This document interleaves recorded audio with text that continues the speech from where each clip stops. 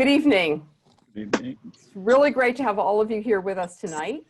I'm going to remind people to go onto speaker view because that way you'll be able to see the play in all its glory. So we're going to begin with a play that Jordan has fashioned out of a short story. And of course, the theme tonight is forgiveness because Selichot, which is our holiday tonight, is a holiday about forgiveness. We have some penitentiary prayers that get us started for our journey to the high holidays. We ask for God's compassion to forgive us for our trespasses. And we will also be changing the Torah covers because white will be the color to show that we are pure as the angels, or at least aspiring to be as pure as the angels as possible. So without further ado, we will, and so let me just tell you, by the way, what the schedule is. So Jordan's play is about 45 minutes. We'll talk about it for 10 minutes or so afterwards, and then we'll take a little 5-minute break, and then we'll have a service, which shouldn't be more than about a half an hour. So please enjoy the play.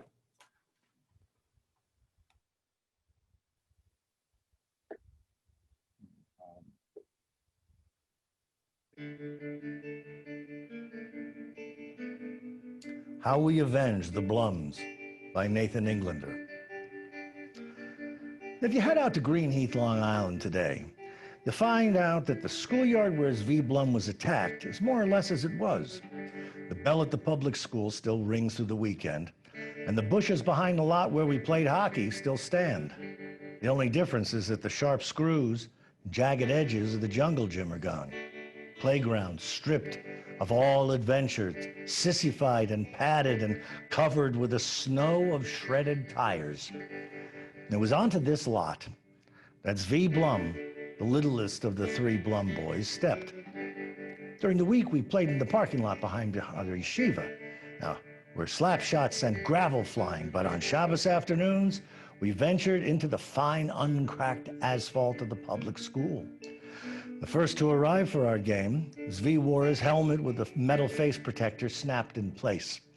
He had on his gloves and held a stick in his hand. Zvi worked up a sweat playing a fantasy game while he waited for the rest of us to arrive. And after a fake around an imaginary opponent, he found himself at a real and sudden halt. The boy we feared most stood before him. It was Greenheath's local anti-Semite, with a row of friends beyond. The anti-Semite had, until then, abided by a certain understanding. We stepped gingerly in his presence, looking beaten, which seemed to satisfy his need to beat us for real. The anti-Semite took a hold of Zvi's face mask as if Blum was a bowling ball. Zvi looked past the bully and the jungle gym through the chain link fence and up Crocus Avenue, hoping we'd appear. A dozen or more boys wearing helmets, wielding sticks. How nice, like an army, if we'd arrived. The anti-Semite let go of Zvi's mask. "You Jewish?" he asked. "I don't know," Zvi said. "You don't know if you're Jewish?" "No," Zvi said. He scratched at the asphalt with his hockey stick. Bully turned to his friends, taking a poll of suspicious glances. "Your mother never told you?" the anti-Semite asked. Zvi shifted his weight and kept on with his scratching. Never came up. Zvi remembered a distinct extended pause while the anti-Semite considered. Zvi thought he may have been wishing that he saw the first of us coming down the road. He was out cold when we got there, beaten unconscious with his helmet on, his stick and gloves missing. We were no expert at forensics, but we knew immediately that he'd been worsted. And because he was suspended by his underwear from one of the bolts on the swing set, we also knew that a wedgie had been administered along the way. We thought he was dead. We had no dimes to make a telephone call, money being forbidden on Sabbath. We did nothing for way too long, and then Beryl started crying, and Harry ran to the Wilmsteins, who debated while they fetched the Muksa keys which one of them should drive in an emergency. Some whispered that our nemesis was half Jewish. His house was nestled in the dead end behind our school, and the ire of the anti-Semite and his family was said to have been awakened when, after he'd attended kindergarten with us in our yeshiva for some months and had been welcomed as a little son of Israel, the rabbis discovered that only his father was Jewish. The boy, deemed Gentile, was ejected from the class and led home by his shamefaced mother. Rabbi Federbush, he latched the gate behind them as the boy licked at the finger paint, non-toxic, still wet on his hands. We all knew the story, and I wondered what it was like for that boy, growing up, growing large, on the other side of the fence. His mother sometimes looked our way as she came and went from the house. She didn't reveal anything that we were mature enough to read, only kept on, often with a palm pressed to the small of her back. After Zvi's beating, the police were called. My parents, they wouldn't have done it and let that fact be known. What good will it come, my father said. Zvi's parents had already determined that their son had suffered nothing beyond bruising. His bones were unbroken and his brain unconcussed. Call the police on every anti-Semite, my mother said, and they'll need a separate force. The Blums thought differently. Mrs. Blum's parents had been born in America. She'd grown up in Connecticut and attended public school. She felt no distrust for the uniform, believed the authorities were there to protect her. The police cruiser rolled slowly down the hill with the Blums in procession behind it. They marched, the parents and three sons, little Zvi with his gauze-wrapped head held high. The police spoke to the anti-Semite's mother, who propped the screen door open with a foot. After her son had been called to the door for questioning, Mrs. Blum and Zvi were waved up. They approached, but did not touch the 3 brick steps. It was word against word, an accusing mother and son, a pair disputing, and no witnesses to be had. The police didn't make an arrest, and the Blums did not press charges. The retribution exacted from the anti-Semite that day came in the form of a motherly chiding. The boy's mother looked at the police, at the Blums, at the 3 steps between them. She took her boy by the collar and, pulling him down to a manageable height, slapped him across the face. Whether it's coloreds or kids with horns, she said, I don't want you beating on those that are small. We'd long imagined that Greenheath was like any other town, except for its concentration of girls in ankle-length jean skirts and white canvas keds, and boys in sloppy Oxford shirts with their yarmulkes hanging down as if sewn to the side of their heads. And then there was their fathers' weekday rituals. When they disembarked from the cars of the Long Island Railroad in the evenings, hands reached into pockets and yarmulkes were slipped back into place. The beating reminded us that these differences were not so small. Our parents were born and raised in Brooklyn. In Greenheath, they built us a Jewish Shangri-La, providing us with everything but the one crucial thing Brooklyn had offered. It wasn't stickball or kick the can, acceptable losses, though nostalgia ran high. No, it was a quality that we were missing, a toughness. As a group of boys, 13 and 14, we grew healthy, we grew polite, but our parents thought us soft. Now, frightened as we were, we thought so too, so this is why we turned to Ace Cohen. He was the biggest Jew in town. He was half senior of us by half a dozen years, and he was the toughest Jew we knew, the only one who'd smoked pot, Who'd ever been arrested, and he owned both a broken motorcycle and an arcade version of Asteroids. He left a coin panel open and would play endlessly on a single quarter, fishing it out when he was finished. In our admiration, we never considered that, at 19 or 20, we might want to move out of our parents' basements or go to college. We thought only that he lived a good life. No cares, no job, his own Asteroids, and a mini fridge by his bed where he kept his ringdings ice cold. Not my beef, little Jew boys, is what he told us when we begged him to beat up the anti-Semite on our behalf. Violence breeds violence, he said, slapping at buttons.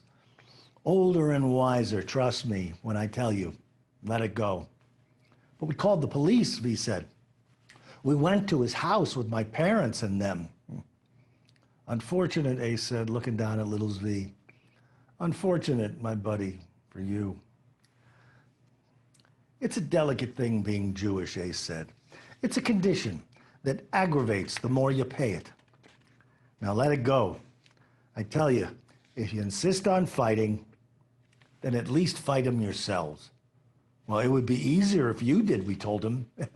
And I bet, big as your anti-Semite is, that he too, in direct proportion, also has bigger friends. Escalation, A said, escalation built in. You don't want to get this so bad so that you really need me. But what if we did, we said. And Ace didn't answer. Frustrated and defeated, we left him, Ace Cohen, blowing the outlines of Asteroids apart. They were all heroes to us, every single one of Russia's oppressed. We'd seen Gulag on cable television and learned that for escapes across vast snowy tundras, 2 prisoners would invite a third to join so that they'd eat him along the way. We were moved by this as boys and fantasized about sacrifice, wondering which one of our classmates we'd devour. Our parents were active in the fight for refusenik's freedom in the 1980s. Every Russian Jew was a refusenik, whether he wanted to be or not. We children, we donated our reversible vested 3-piece suits to help clothe Jewish unfortunates of all nations. And when occasion demanded, we were taken from our classes and put on buses to march for the release of our Soviet brethren. Now, we got our own refusenik in Greenheath right after Zvi's assault. Boris, he was the janitor at the Royal Hills Yeshiva. He was refilling the towel dispenser in the faculty lounge when he heard of our troubles. Boris was Russian and Jewish, and he'd served in Brezhnev's army and the Israeli one to boot. He made his sympathies known to the teachers from Greenheath, voicing his outrage over our plight. That very Friday, a space was made in the Chevy Nova in which they carpooled while listening to Mishnah on tape. Now, Boris came to town for Shabbos, and then another, and then he slept 24 hours a day and eaten while he slept, and he still couldn't have managed to be hosted by a fraction of the families that wanted to house and feed him and then feed him some more. The parents were thrilled to have their own refusenik, a menial laborer yet, a young man who pushed a broom for a living, and they hadn't been so excited since the mothers went on an AMIT tour of the Holy Land and saw Jews driving buses and a man wearing tzitzit delivering mail. Boris was Greenheath's own Sharansky, and our parents gave great weight to his dire take on our situation. His sometimes fractured English added his own gravity to the proceedings. When a hooligan gets angry, he would say, "When drinking too much, the anti-Semite will charge."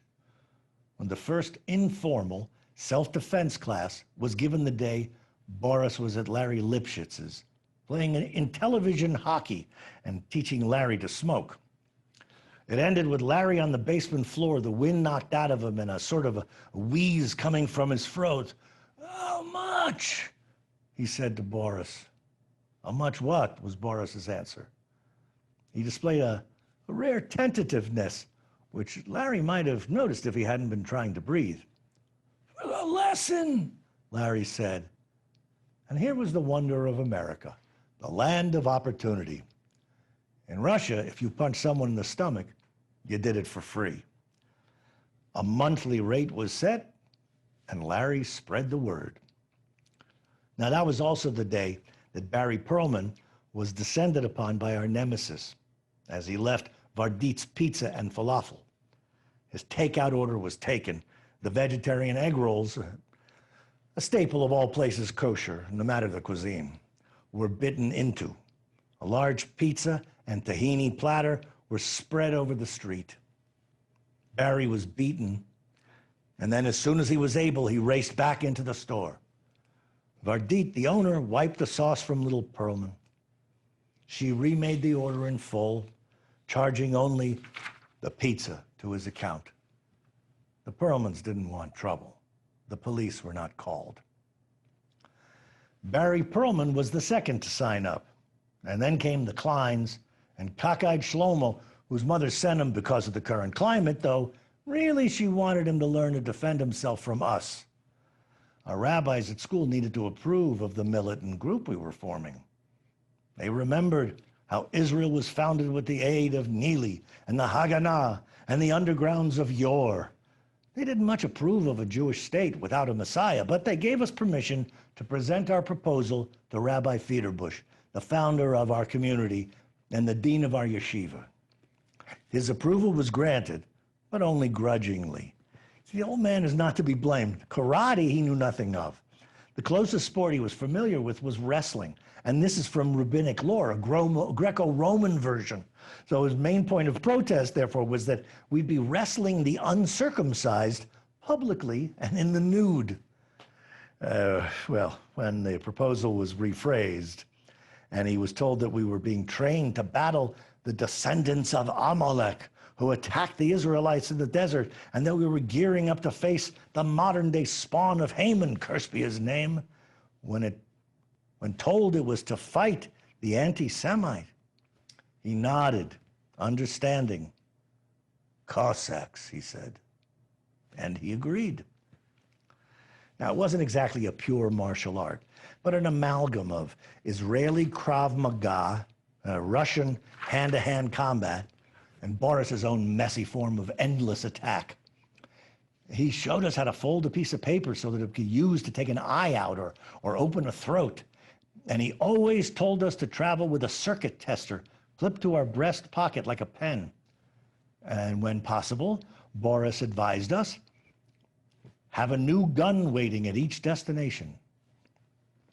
He claimed to have learned this during the stint with the Finger of God, searching out Nazis in Argentina, and then acting as a military tribunal of one, finding them guilty and putting a bullet between their eyes.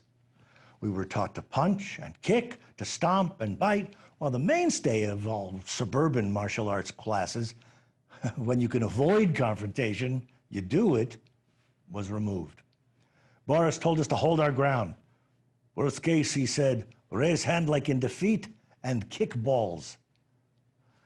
After a few weeks of lessons, we began to understand the power we had. And Boris had paired Larry Lipschitz with that wisp of a boy with Aaron, the middle Blum. And they went at it in Larry's backyard, circling and jabbing with a paltry amount of rage.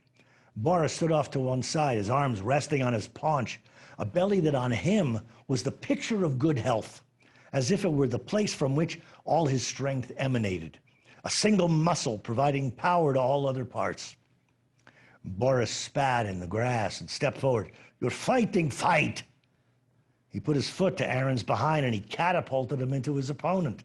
Friends later, now win. Larry Lipschitz let out a yawp befitting a larger man, and then with speed and with grace, he landed the first solid roundhouse kick we'd seen delivered. With no sparring partners hit, but a shoulder fake, and all his might strike. The ball of his foot connecting with Aaron's kidney. Larry didn't offer a hand. He stepped back like a champion, raised his fists high up in the air.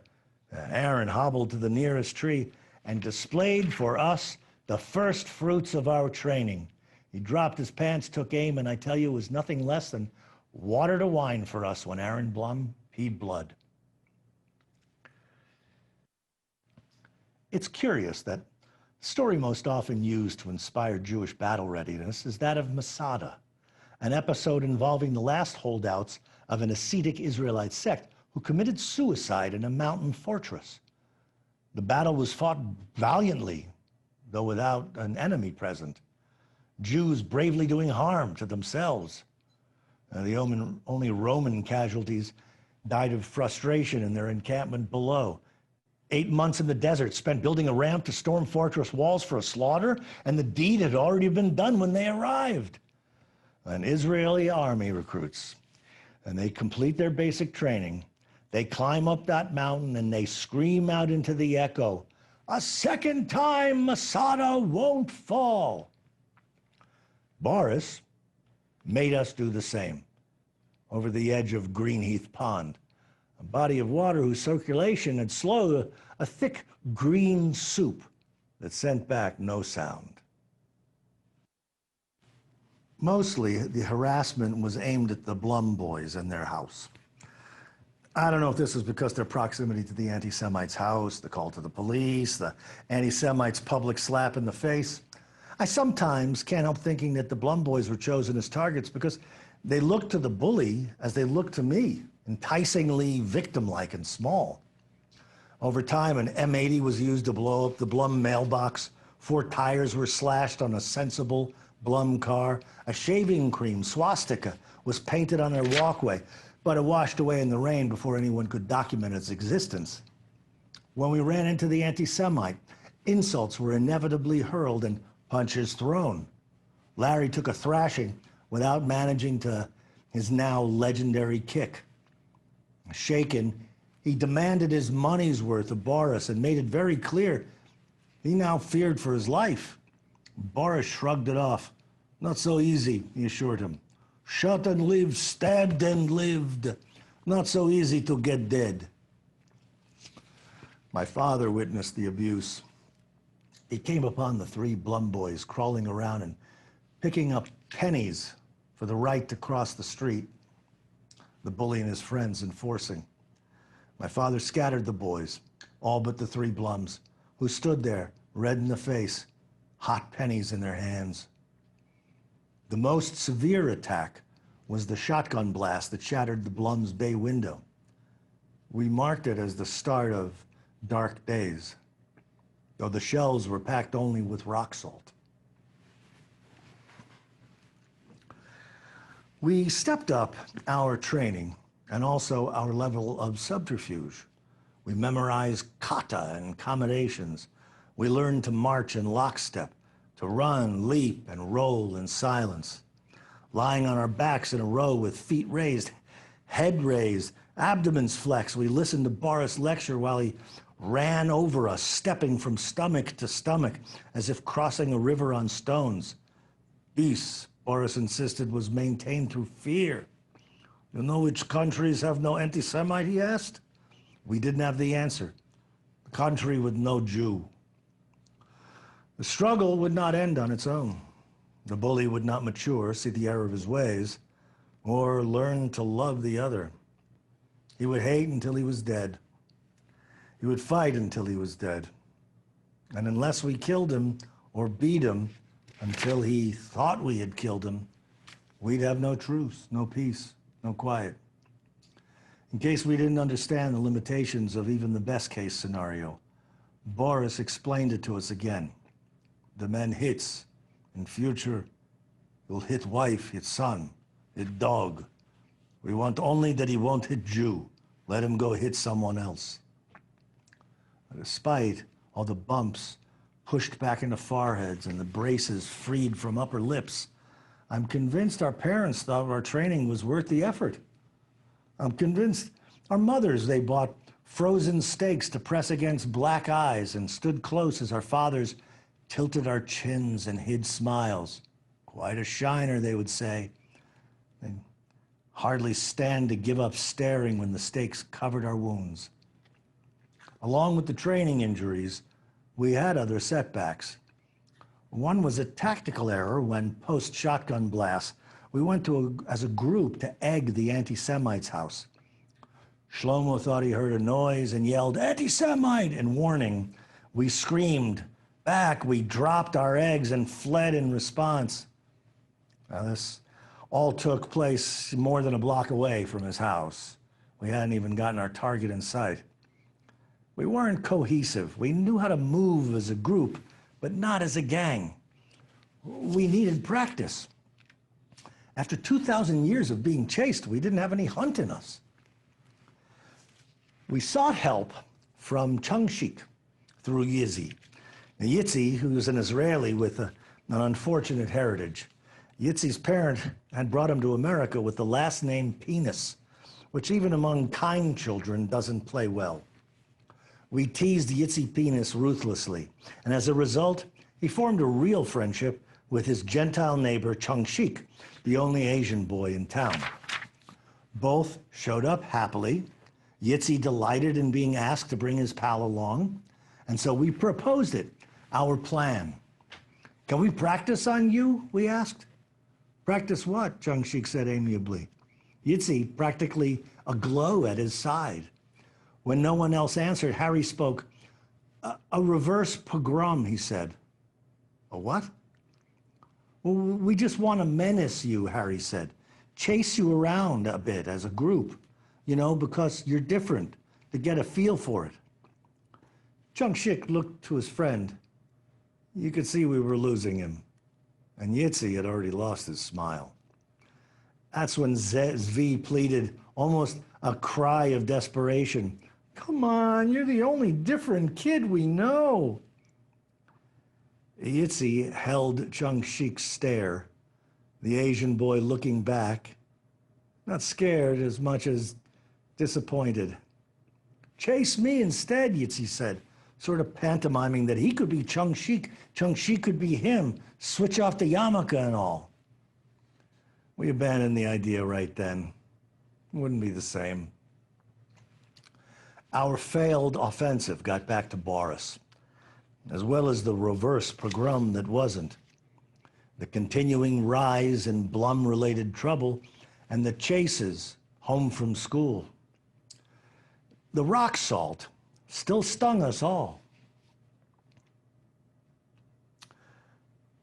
We met in the rec room with the shul.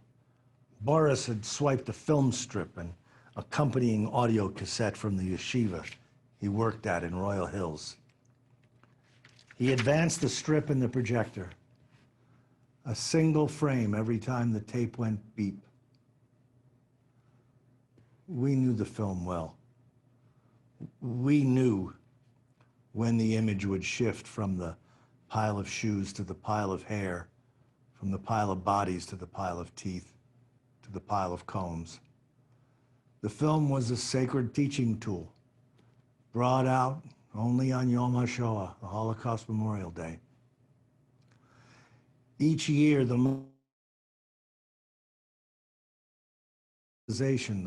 sound man's wooden blocks clopping, the sound of those boots coming up the stairs. First, they dragged off the symbolic father and mother, and then clop, clop, clop. Those boots marched away.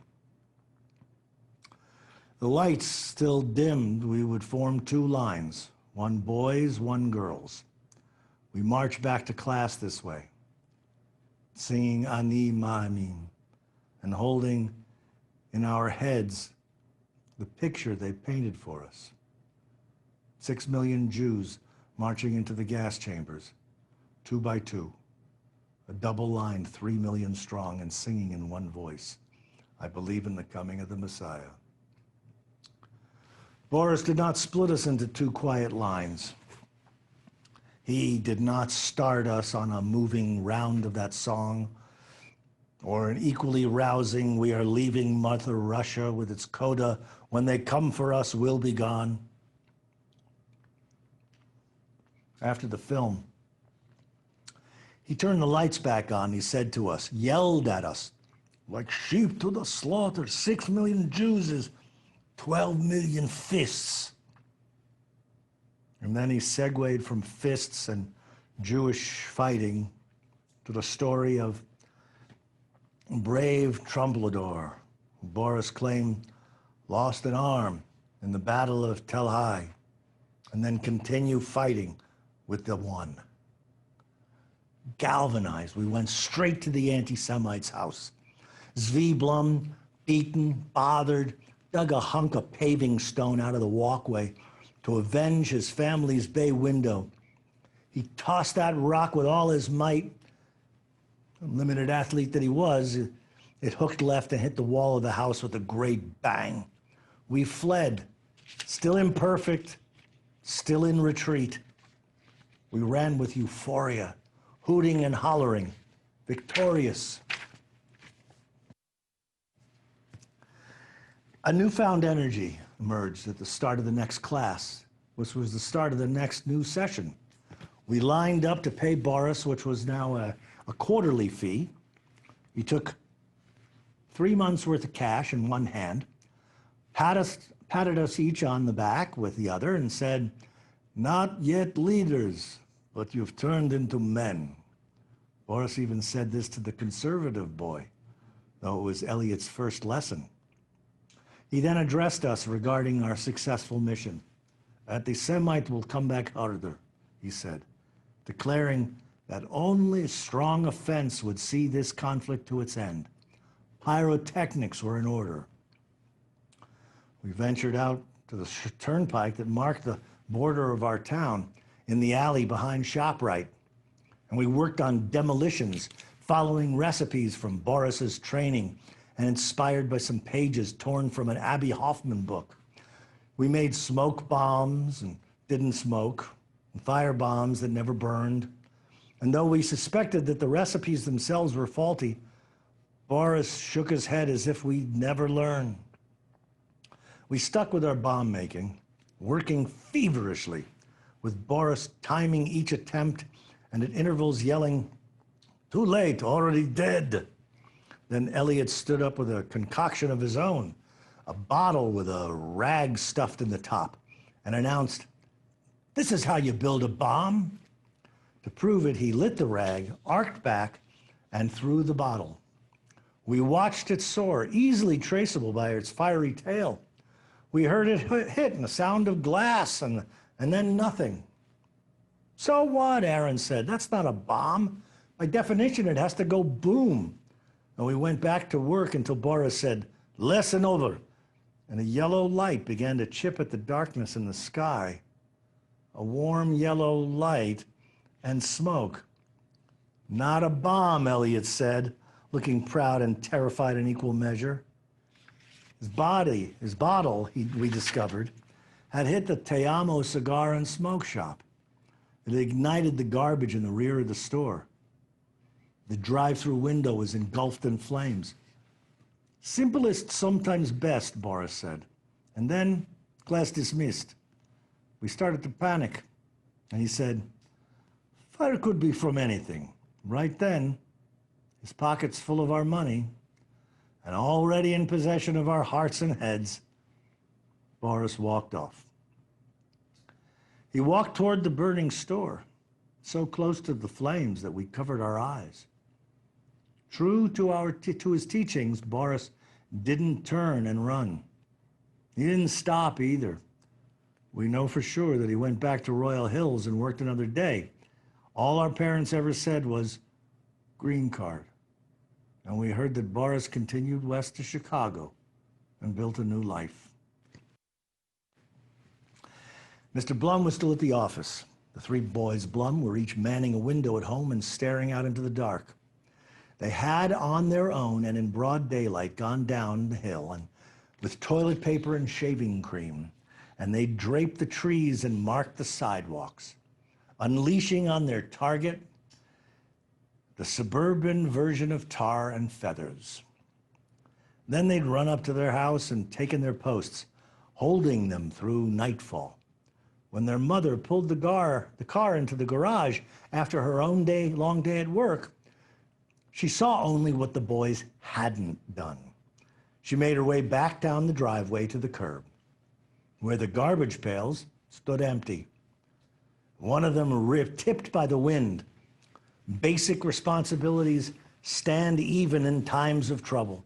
She had not borne 3 sons so that she'd have to drag garbage pails inside. No one knew the quality of the anti-Semite's night vision, The only claim they could make would be made in his defense is that until the lapse, the Blum boys had been the sole draggers of the garbage pails on every other trash day in memory.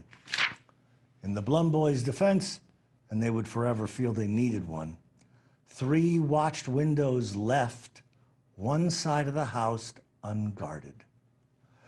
All that said, the sound of metal pails being dragged up a gravel driveway brought the anti-Semite racing out of the dark and masked his approach for Mrs. Blum. Mrs. Blum, of course, had not been in our class. She had no notion of self-defense and was wholly unfamiliar with weaponry. When this brute materialized before her, his arm already in motion, she did not assume a defensive posture. She did not raise her fists or prepare to lunge. What she did was turn at the last instant to get a look at the tiny leather wand sticking out from his swinging hand. She had never seen a blackjack before. When the single blow met with the muscles of her back, it sent a shock through her system so great that she saw 1,000 pinpricks in her eyes and felt her legs give way completely. Connecticut or no, Mrs. Blum was a Jew. "Shonda," she said to the boy who was already loping off. Ah, those poor Blums. As we had found Zvi discovered his own mother, not hanging from a bolt, but curled in the grass. Inside the house, an ice pack in place and refusing both hospital and house call. Mrs. Blum told her sons what she'd seen. "Shonda," she said again. "Shonda." The boys agreed. A shame and an embarrassment. When their mother lifted the receiver to call the police, Aaron pressed his finger down into the cradle of the phone. Mrs. Blum looked at her son and then replaced the receiver as Aaron slid his finger away. "Not this time," he said. And this time she didn't. When my mother told my father what had happened, he didn't want to believe it. "Nobody ever wants to believe what happens to the Jews," she said. "Not even us." My father simply shook his head. "Since when," my mother said, "do anti-Semites have limits? They will cross the line. They'll cross all lines. Green Heath no better." Then she, too, took to shaking her head. I was sorry I told her. Sorry to witness her telling him. Now, we'd known our parents would respond with hands to mouth and "Oy vey's," but none of us expected to see such obvious disillusionment with the world they'd built. I turned away. Though we'd been abandoned, Boris's wisdom still held sway. We were going to see to it that the anti-Semite never hit back again. Anti-Semite school, Harry Blum called it, mustering a Boris-like tone. A boy who attacks a woman half his size, who had already attacked her son, would, if able, do the same thing again. We decided we would use V as our siren, set him out in the middle of the lot at the public school so that the anti-Semite might be drawn by the irresistible call of the vulnerable Jew. The rest of us would stay hidden in those bushes and then fall on our enemy as one. But looking from face to face, taking in Skinny Lipschitz and Fat Beryl, the 3 Blums full of anger and without any reach, we realized we couldn't defeat the anti-Semite even as a group. Boris was right. It was true what he'd said about us. We were ready, we were raring, and we were useless without a leader. We went off like that, leaderless, to Ace Cohen's house. Tears, mind you. We saw tears in Ace Cohen's eyes. He stopped playing his asteroids, did not get back into bed. Little Mrs. Blum attacked was too much to bear. So much aggression, he agreed, needed to be avenged. "So you'll join us," we said. assuming the matter had been decided, but he wouldn't. He still didn't want any part of us. A singular matter, the blow to Mrs. Blum, and likewise, a singular matter, he felt, was the act of revenge. One punch is what he offered. You got me my heebie-jeebies, but only for one swing. We pressed him for more. We begged leadership of him. He showed us his empty hands. One punch, take it or leave it. Certain things went according to plan. When the anti-Semite arrived, he showed up alone. That he passed on a Saturday and in a mood to confront Zvi, we took as a sign of the righteousness of our scheme. We'd already been hiding in those bushes all morning, skipping shul, sore and stiff. We were sure that the creaking of our joints would give us away, and the sound of our breathing and all our hearts raced would reveal the trap we'd laid. And Zvi, what can be said about that brave Blum? Out there alone on the asphalt between the jungle gym and the bushes, cooking under the hot sun, Zvi was poised in his three-piece suit, a red yarmulke like a bullseye on top of his head. The anti-Semite immediately began to badger Zvi. Zvi, empowered, enraged, and under the impression that we would immediately charge, spewed his own epithets back. The moment was glorious. Little Zvi in his suit, addressing, apparently, the belt buckle on that mountain of a bully, raised an accusing finger. You shouldn't have, Zvi said. His words came out tough. They came out beautiful. So boldly that they reached us in the bushes and clearly moved the anti-Semite to the point of imminent violence. The situation would have been perfect if not for one unfortunate complication. The small matter of Ace Cohen's resistance. Ace Cohen was unwilling to budge. We begged him to charge with us, to rescue Zvi. Second thoughts, he said.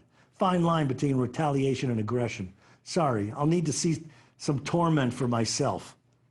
We implored him, but we didn't charge alone. We all stayed put until push came to shove, until the anti-Semite started beating Zvi Blum in earnest, until Zvi, his clip-on tie separated from his neck, hit the ground with a thud. And then we sprang out of the bushes. Right on Ace's heels, we had the anti-Semite surrounded, and Zvi pulled free with relative ease. Ace Cohen, 3 inches taller and 50 pounds heavier, faced the bully down. Keep away. That's all Ace said. And then, without form or chi power, his feet in no particular stance, Ace swung his fist so wide and so slowly that we couldn't believe anyone might fail to get out of the way. But maybe the punch just looked slow because the bully took it. He caught it right on the chin. He took it without rocking back. An exceptional feat, even before we knew that his jaw was broken. He remained stock still for a second or two. Not a bit of him moved except for that bottom jaw, which had unhinged like a snake's and made a solid quarter turn to the side. And then he dropped. Ace pushed his way through the circle we'd formed. It closed right back up around the anti-Semite, bloodied and now writhing before us. As I watched him, I knew I'd always feel that to be broken was better than to break. My failing, I also knew that the deep rumble rolling through us was only nerves, a sensitivity to imagined repercussion, as if a sound was built into revenge. What we really shared in that instant was simple. Anyone who stood with us that day will tell you the same. With the anti-Semite at our feet, confusion came over all of us.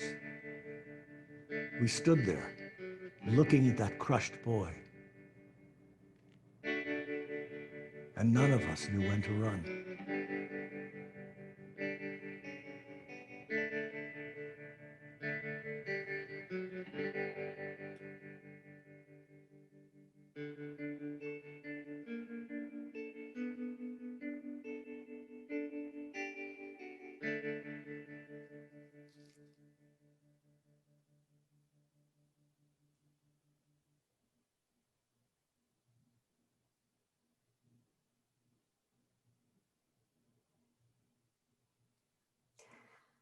I'd like to give us an opportunity to talk briefly about this story, because certainly at this time in our history, anti-Semitism has reared its ugly head again, even in this country.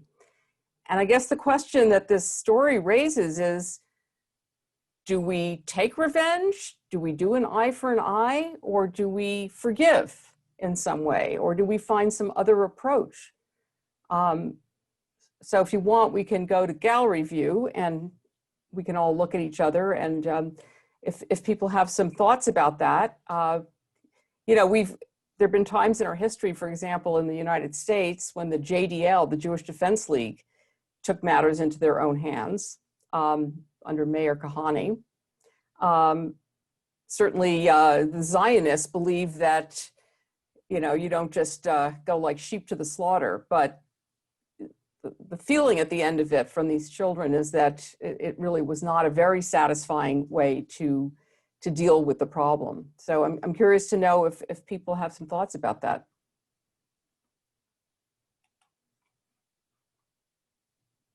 I'd just like to say that that was such a brilliant reading, interpretation, adaptation.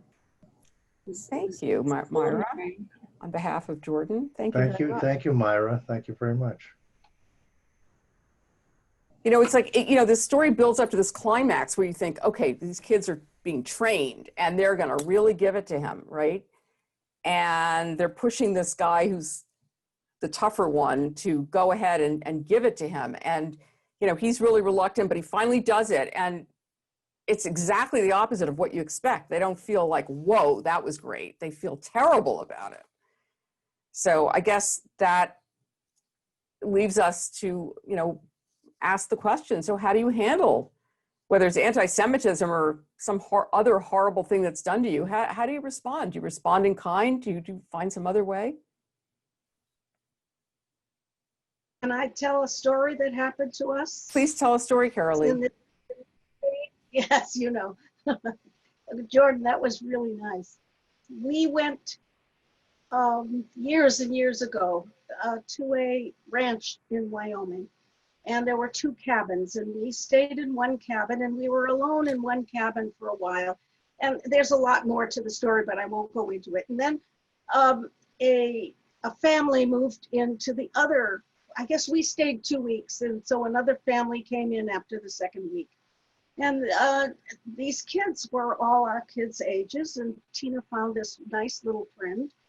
And then one day, the little friend found out that Tina was Jewish. And the little friend said, "You're Jewish. You're going to go to hell." And Tina just looked at her and said, "Oh, nobody believes that anymore," and went on her way. It didn't bother her. She just had an answer. So I guess in telling the story, maybe you can diffuse something like that with words rather than with fists. Do you think the people who Yes, no? do you think the people who demonstrated in North Carolina saying Jews will not replace us will respond to words?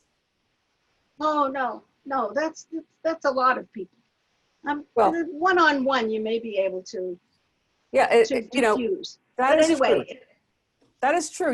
There's a story, and I'm sure there are others like it, of an anti-Semite who lived across the street from some Jews and, virulently anti-Semitic.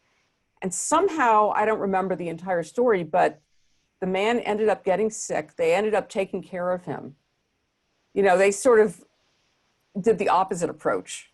The story I told, I think, a couple of years ago in a sermon about a guy who's actually the godson of David Duke, who was brought up to be very anti-Semitic, white supremacist, and everything else. And he actually had his own radio show, and and he went to college somewhere that was not where you would typically find somebody like that, because he wanted to major in something that was only offered there. And he ended up being invited to a Shabbat dinner by an Orthodox Jew, another student. Again, the approach of, let me talk to you. And he met all these people who were very different from himself, and eventually he completely turned around. So you're right, one-on-one, I think it's more possible. Yeah. This reminded me a little bit of something that happened when I was a kid. I was wearing my Young Israel baseball hat because that was the team I was on. And a group of kids came up to me, and I got beaten up pretty bad. This was in New York City. Wow. And it was, a lot of anti-Semitic slurs they were saying, and, it was clear that was the reason why they beat me up. So I sort of resonated with that idea a little bit, Jordan, in the presentation, but I wasn't part of a group of kids that were fighting back, but my impulse was certainly to fight back. I just was outgunned. Mm. Yeah. Wow. But then something related happened later on when I moved to New Mexico, and I was the only Jew around.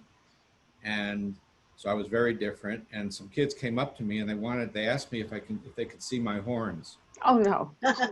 But the thing about it is, this was ignorance. Yeah. They were told by Yes. their parents that I had horns. They actually weren't mad at me. They didn't dislike me. They were very friendly. They just were brought up to think this. Unbelievable. But one-on-one, I was perfectly fine with them. Wow. Yeah. Thanks for sharing that. Do you think the story makes it clear that they regretted what had happened? I didn't get that feeling. I don't know. What do people think? Can I say my sense of that is not that they were regretted it or that they were proud of it. The fact that they did not know when to run meant they didn't really understand what they were feeling at that moment. They expected that the revenge that they would get would make everything right, and instead they all felt bad that someone was hurt. And so they didn't feel right in celebrating.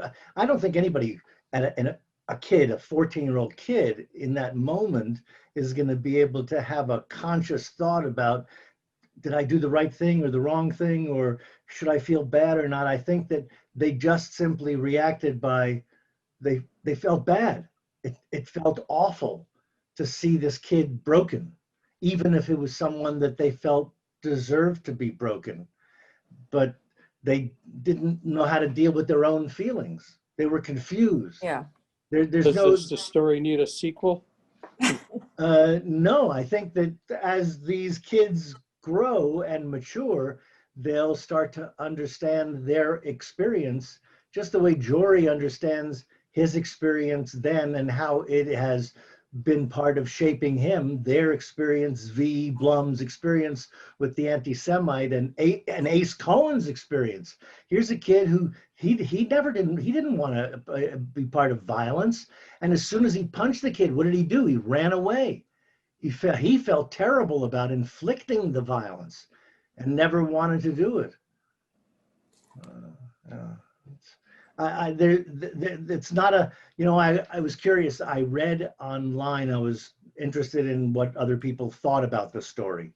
And I saw somebody had reviewed the story and said that they were disappointed that they didn't celebrate their victory, and what's the point of this whole thing. And someone saying that doesn't understand that a human being with a conscience and who cares about someone can't just inflict pain and walk away simply celebrating the person's pain.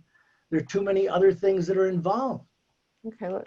You know, Jordan, the way you just explained it is exactly how I felt when you finished that story, and still feel to this day.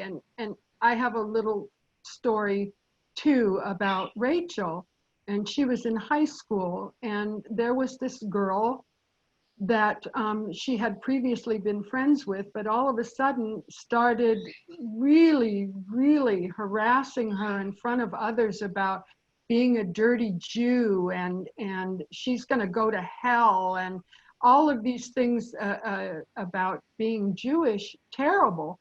And then the kids would laugh and all of that. So Rachel would come home and she would cry about it. So I decided that, well, we decided that we were going to go see the principal and tell him what was going on with this girl and how she was really having a bad effect on Rachel. And we did that. And they spoke to her and they spoke to her mother. But after that, Rachel went to her and forgave her. And they actually became friends again, very, very dear friends, and stayed friends Wow. for many years after that. And so I still don't know how I feel. I'm kind of like those boys, because one side of me wants to go and beat that girl's head in for how she made Rachel feel and being so rough and so rash. And the other side wants me to forgive her because she didn't know what she was doing. She just was ignorant of Jewish people. And so part of me just wants to forgive. So I'm kind of like those boys. I'm surprised when I feel one way, and they were surprised, I think, at how they felt about what had happened when they expected to feel joy and they didn't. Thanks, Paula. That's a powerful story. Yeah. Yeah, forgiving somebody like that is really, really hard. And yet sometimes people get transformed, you know, just by that kindness and that compassion. Yeah. Well, if you're getting beaten up, though, that's every day. That makes it a little different from just having somebody Of yell course. names at you. Of course, of course. Any other? Can I say one thing about Rachel's experience with that girl? The fact is, the two of them dealt with it. That's right. So the forgiveness, whether you want to forgive this girl or not, is not nearly as important as the experience that the two of them had when they finally decided, oh, I guess what I had been told about being a Jew is not what is true. And here, I'm going to give you the benefit of the doubt so you can understand me as a Jew. And so Right. that they reached out to understand each other. That's true. That's the very best. true. Yeah. Yes. Yes. Okay. And I was happy for that. Does anybody else want to make a final comment before we take a little bit of a break? Yes, I see. Is that Judy? David? It's David. Just to the Yarno story, a little bit of maybe a funny thing to lead with, because sometimes we misread situations, and it's maybe worth being aware of that. When we were in Mexico, in an Indian village, anthropologist, what do you want? This guy who we liked, was a poor kind of wood collector, was talking about Jews in Spanish, but with horns and cloven hooves and various other things that caused us some anxiety. It turned out eventually, I guess, that our anxiety was misplaced. We were trying to make sense of this, and we had a problem because Judy's name in Spanish, Judith, serves two meanings. Tried to remember to call her Julia, but I'm too half-assed to remembering things. But we got into further conversation with the guy, and I forget how it came up, but he mentioned that a couple of guys from Israel with the the whole schmear. I mean, that they were raising money, some kind of religious thing in Israel. They came through, and I asked them about them. Were they? They're good guys. I like them. Were they Jews? Were they Udit? Oh no, not at all. And what had happened, which is a little bit of a funny moral here, I don't know if it's a moral or just an observation, the priests had done such a good job of demonizing Jews, literally, I mean, the whole schmear, Yeah. that they overdid it. That guy never made the connection. Wow. And I said the discovery sort of left me a little relieved, probably left Judy relieved too. He had a different name for them, remember? They were not Hudit. Hebreu. They were. Oh, Hebrews. Yeah, because He- Yehudit, which is Judith in Hebrew, means Jew. Yes, that was Yeah. my problem. Yeah, yeah.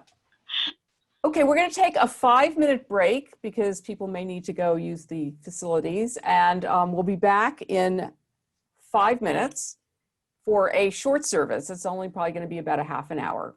So please take a moment.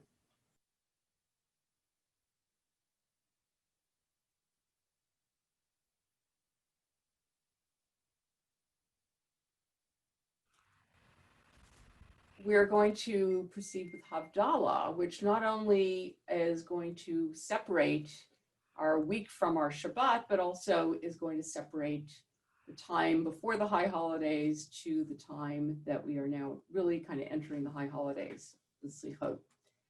So we will begin with Havdalah, and even though we can't all sing together, you can certainly sing behind your muted microphones.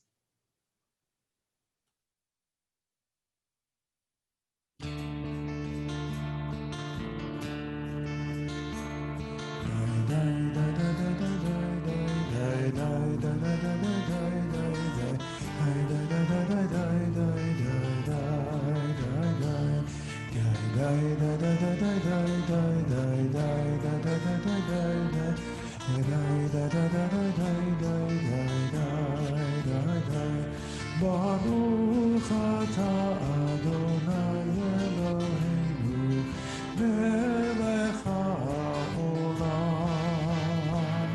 borei peri hadachem borei peri hadachem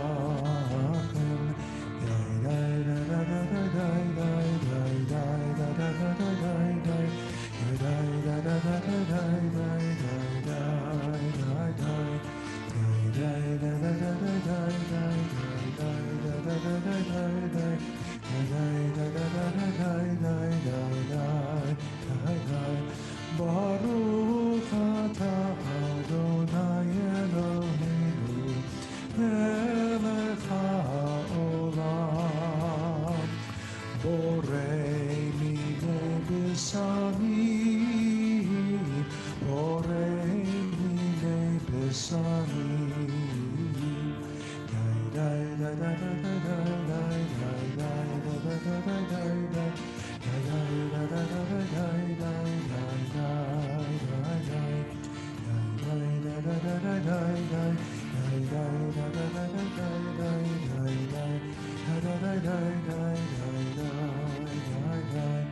Baruch atah Adonai Eloheinu melech haolam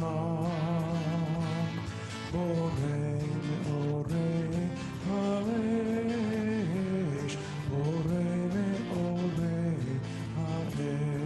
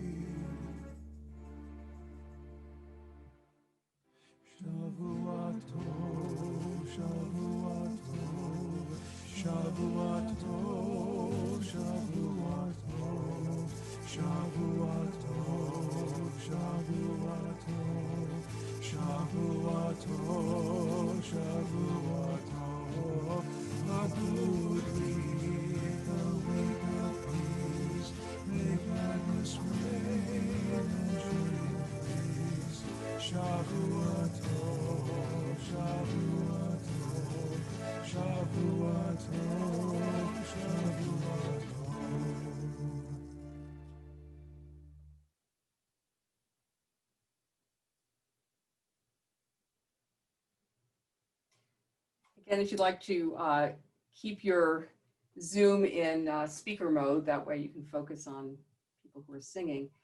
You know, sometimes we say, I wish I could be 2 places at once, but Jory manages to be 4 places at once. It's pretty amazing. So Martin Buber said, God does not want to be believed in, to be debated and defended by us, but simply to be realized by us, which means that we embody the values of Judaism and we go out into the world and act out according to our values. Hashti Venu, return again. The high holidays are about returning to the right path.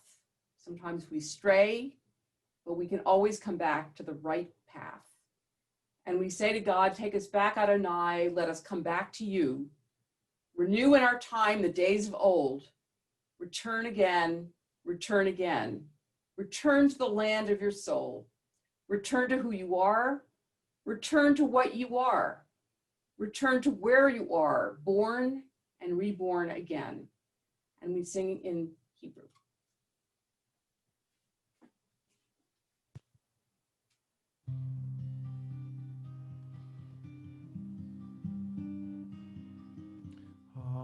Hashivenu, Hashivenu, Adonai Elecha, V'nashuva, V'nashuva,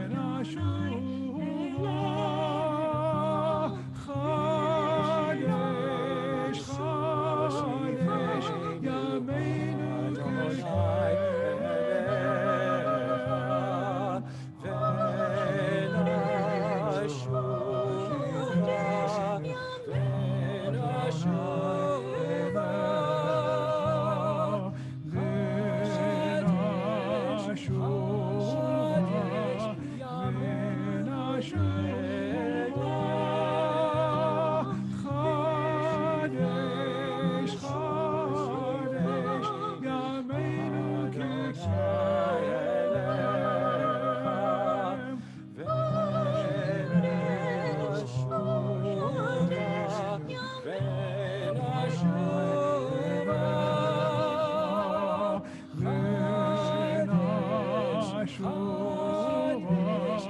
Yamen Chashivesh,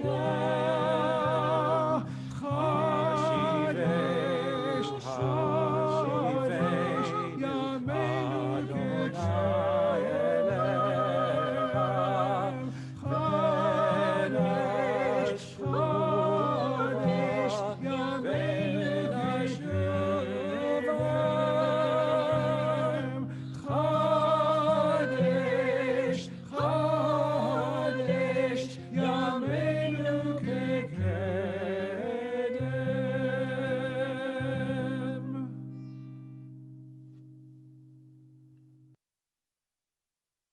The psalmist sang, "At midnight I rise to give thanks and praise."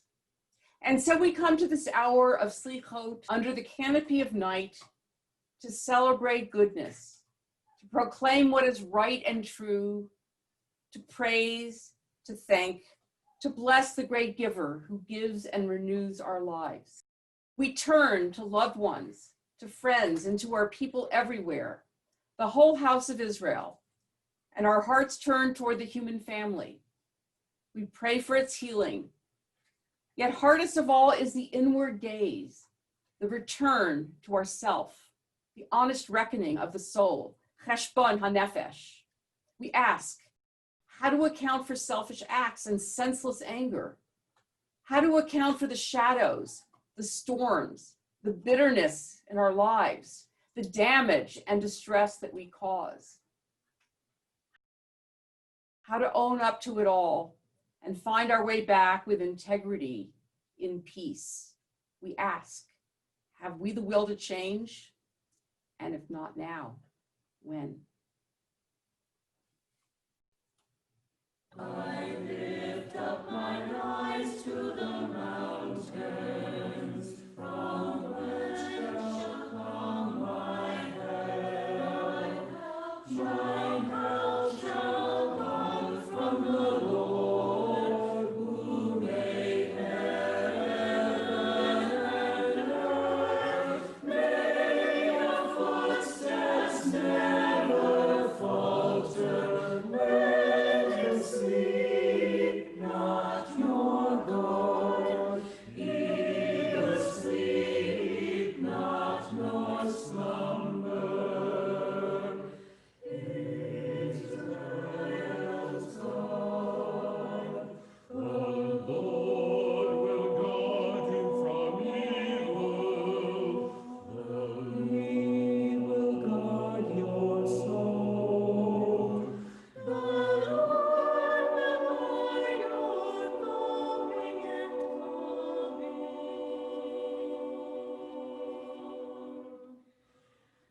both now and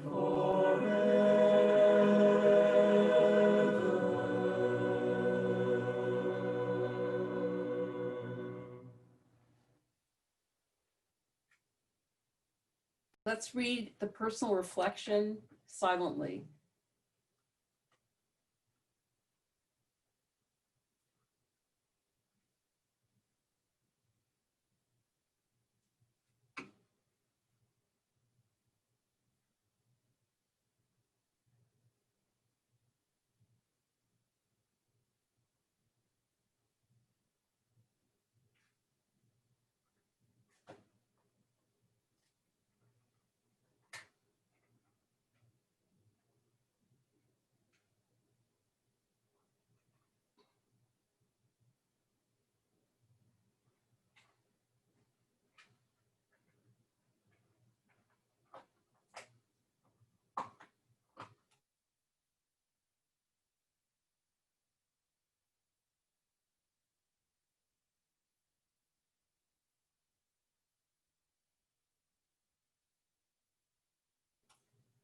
These are all important questions that we need to ask during this period in our holiday season.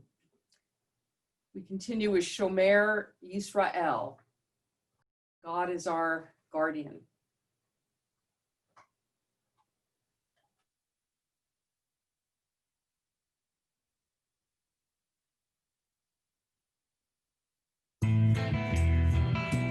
Shomer, Shomer ישראל שמו שארית ישראל ויעל יאבד ישראל ויעל יאבד ישראל האומרים שמה ישראל שומר גוי אחד שמו שארית עם אחד ויעל יאבד גוי אחד ויעל יאבד גוי אחד היחדים שמך אדוני אלוהינו אדוני אחד שומר ישראל שמו שארית ישראל ויעל יאבד ישראל ויעל יאבד ישראל האומרים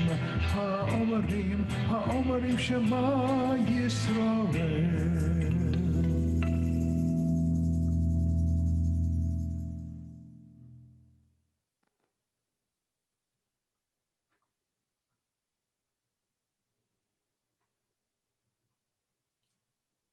Forgive me, my God, for I spilled my life like unclean water upon the earth.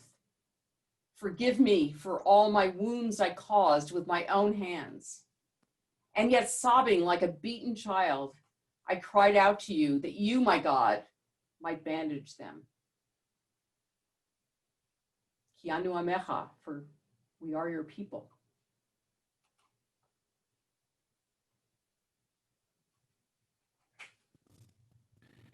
כי אנו עמך ואתה אלוהינו, אנו בניך ואתה אבינו, אנו עבדיך ואתה אדוננו, אנו קהלך ואתה חלקנו, אנו נחלתך ואתה גורלנו, אנו צאנך ואתה רוענו, אנו חרמך ואתה נוטרנו, אנו פעולתך ואתה יוצרנו, אנו ראייתך ואתה דודנו, אנו סגולתך ואתה קרובנו, אנו עמך ואתה מלכנו, אנו ממירך ואתה ממירנו.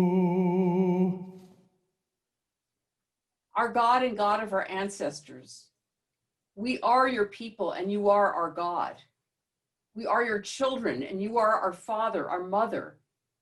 We are the people who serve you and you call us to serve. We are your community and you are our portion.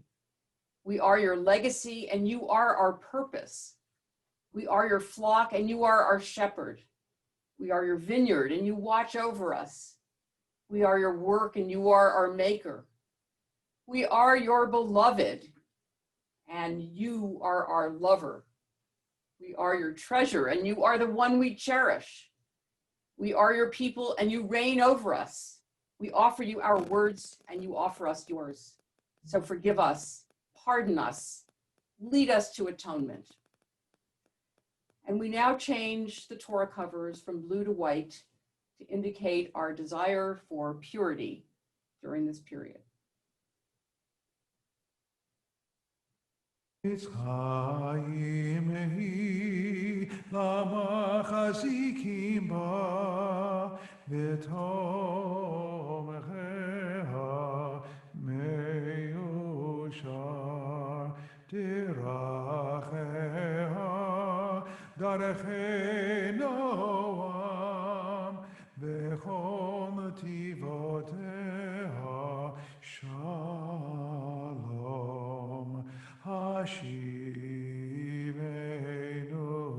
אדוני אליך ונשובה חדש חדש ימינו חדש ימינו כקדם.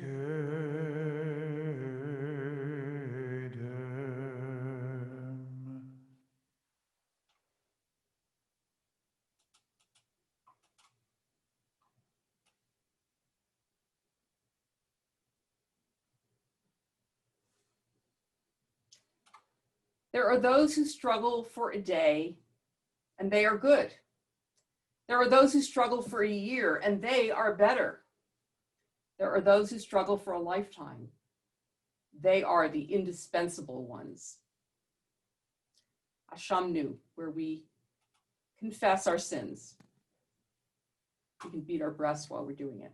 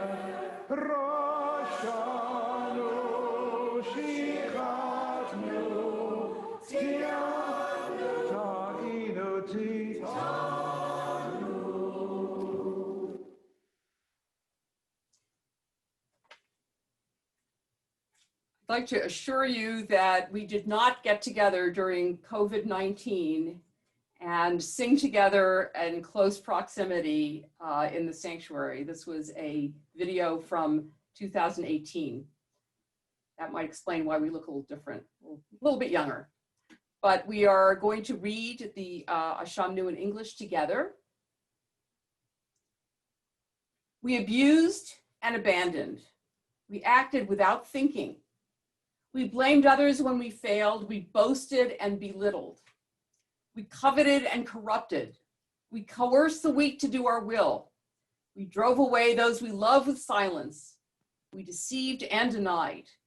We enticed and enslaved. We exalted money and material goods. We fouled air, sea, and land. We flattered and falsified. We gravitated to those who gossip. We gave up our ideals and gave in to our impulses. We hated and humiliated. We held grudges and refused to forgive. We ignored and idolized. We insisted that we were right.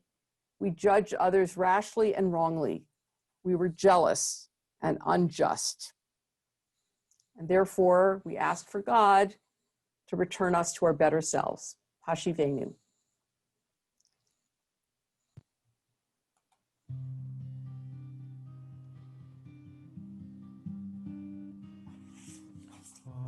Hashivenu, Hashivenu, Adonai Elecha, V'nashua, V'nashua, Chadesh, Chadesh, Yameinu Adonai.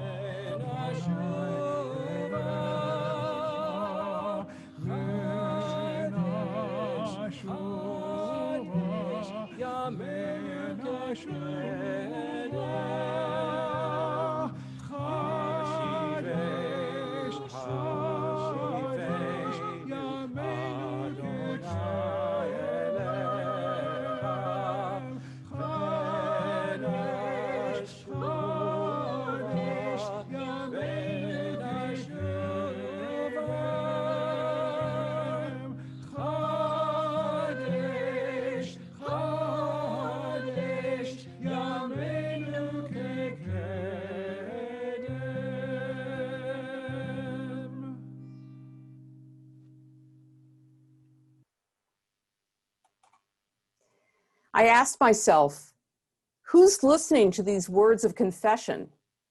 Magnificent ear of the universe, are you my personal confidant? Or am I just talking to myself? Then I got it. The question is a diversion to distract me from hearing who I really am. We continue with Avinu Malkeinu, and you can read with your microphones, unfortunately, muted. Avinu Malkeinu Shema Kolenu. Carol Lee, would you read responsively with me, please? Avinu Malkeinu, almighty and merciful, hear our voice. Avinu Malkeinu Chatanu Lefanecha. Avinu Malkeinu, we have strayed and sinned before you.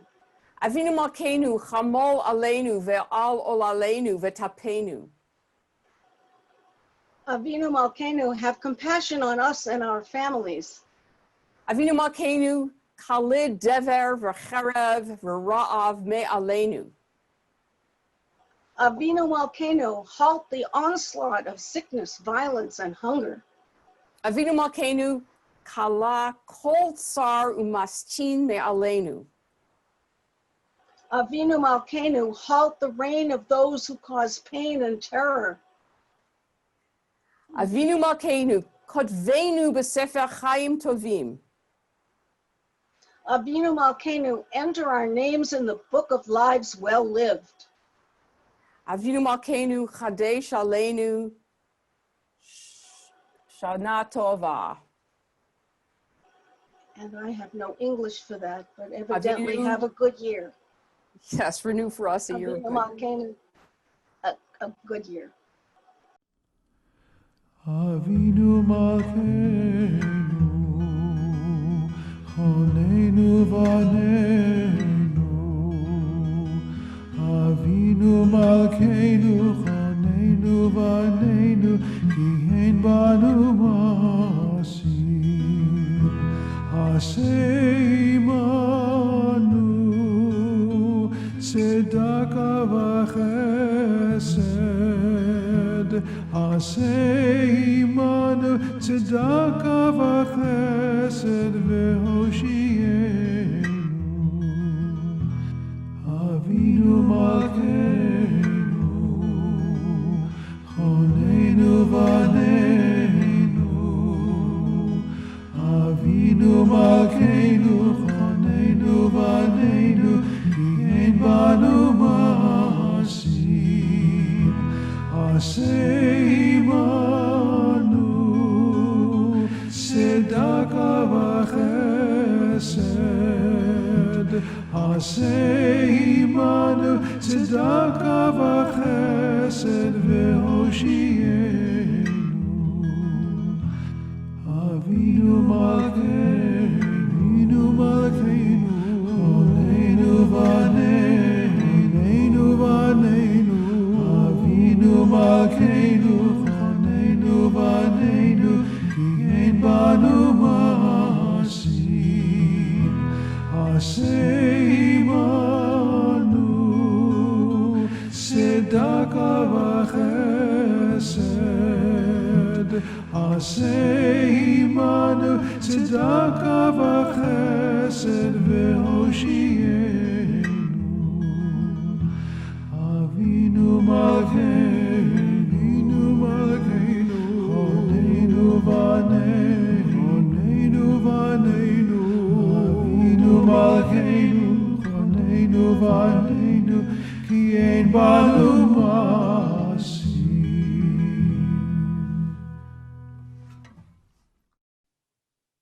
And we are going to conclude our service with the sounding of the shofar, which is the mitzvah for this period during the holidays. We are meant to hear the sound of the shofar to wake us up from our lethargy. Tekiah.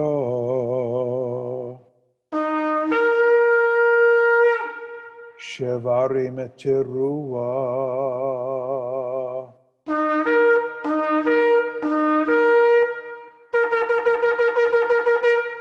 Tekiah gedolah.